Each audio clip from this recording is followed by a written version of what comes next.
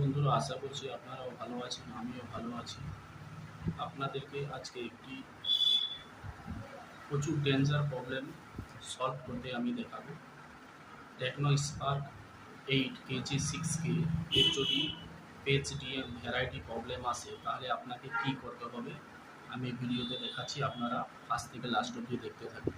এই ফোনটা নিয়ে আমি দুদিন ধরে প্রচুর পেরেশানে আছি।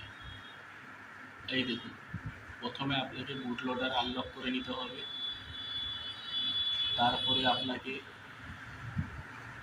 পেজ ডিএম ভ্যারাইটি সিলেক্ট করে আপনাকে এক্সিকিউটে ক্লিক করতে হবে।